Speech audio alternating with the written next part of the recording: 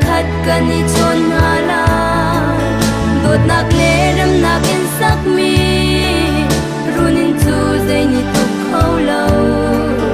in chung khar vole tu van ram a atang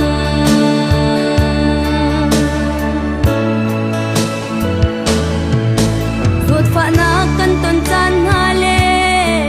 lung dong in kan chan ha khin sahar zon ruanak lung put he in hem hi sila ai na kan atha deu chin lung chung ril tiang adam ter dot nak tel lo nun chu zai san at lai lo chung khar ban ram sar na usi achung a dot nak leng se mit mai pan le mur ka tha in khat le khat kan ni chon hala dot nak le ram nak in sak mi runin chu zai ni tu kholo in chung khar vole tu van ram a achang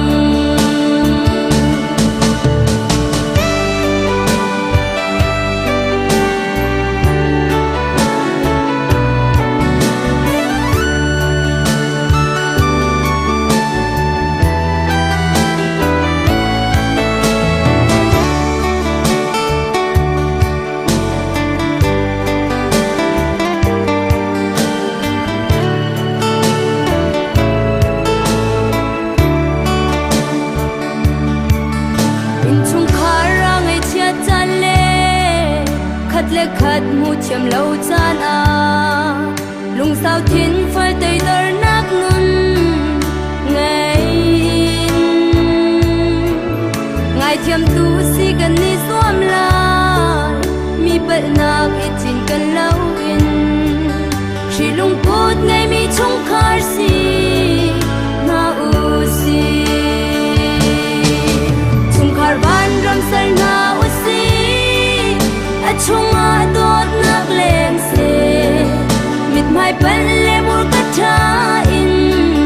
khat le khat kan ni chon hala dot nak le ram nak in sak mi runin chu zai ni tu kholo in chung khar vole chu van ram a achang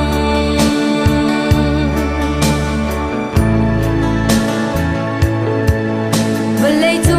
chia le tin le lagi kan I dor na brudin furo le thal ni lin laka kan phen tu jing le san tha du dim te in chon rol kan dum tri nak run in kusak mi le in hi van ram a chang se chung khar ban ram sar na usi